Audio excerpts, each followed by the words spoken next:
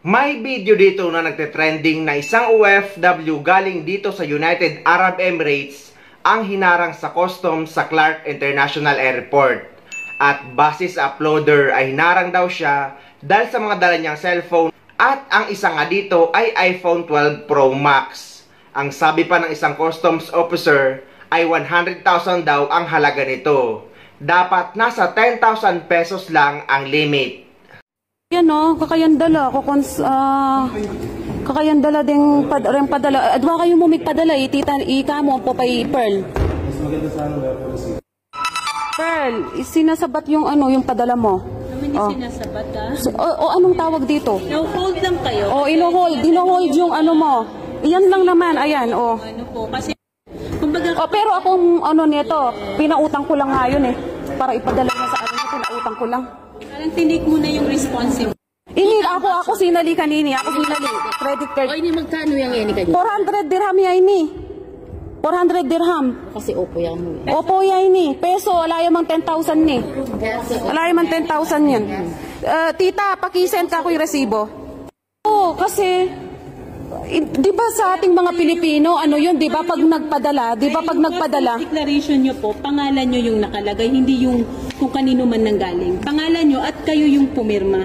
Ayan. Oo, so anong ibig mo sabihin yan? Nakalagay dyan. So nanong buriyo ko na nyo rempi pagpagalan me ko na nyo la? Sko, magobra kaming masalese, kibat mo kanyan?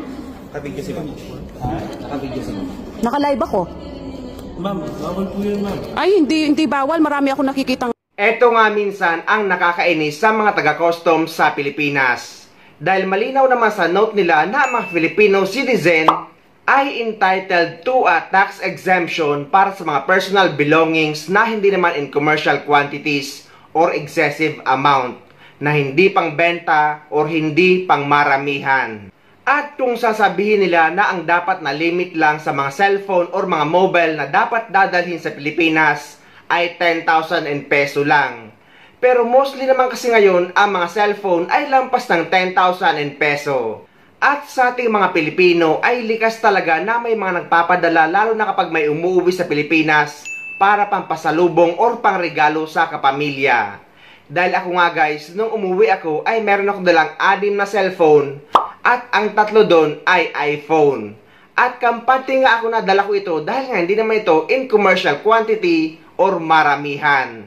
Dahil nga para lang naman ito sa sarili nating mga kapamilya sa Pilipinas. At may dala pa nga ako guys na 2 laptop. At so far naman guys ay naiuwi ko sa Pilipinas at wala namang naging problema.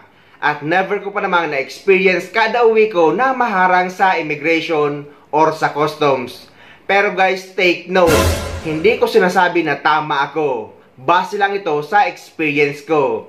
At ang pinagkaiba lang guys, kapag may mga dala akong gadgets, cellphone man or laptop, kapag bagong bili ko ay inaalis ko sa mga box.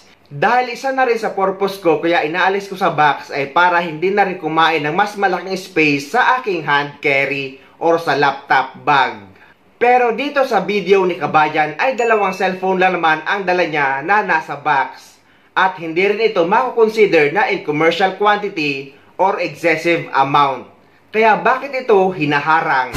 Kaya isa din dapat ito sa mga sinasama sa mga debatehan ng mga mambabata sa Senado. Dahil gaya nito, wala silang uniform rules. Dahil parang ngayon ay tsambahan na lang na harangin ka sa customs. At hindi naman sa paninira, noted naman kasi sa Pilipinas na yung ibang mga customs officer ay gusto lang pumera.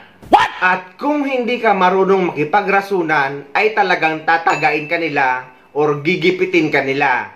Pero guys, kung talaga namang may dala kayong mga mamahaling bagay kagaya ng jewelry, bags, gadgets, ay kailangan nyo ito i-declare at kailangan nyo magbayad ng tax or buwis lalo na kung ito ay maramihan.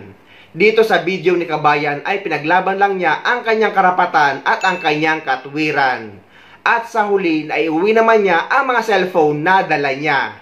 Kayo guys, ano ba ang experience nyo sa customs nung umuwi kayo sa Pilipinas? At ano ang ginawa nyo nung naharang kayo?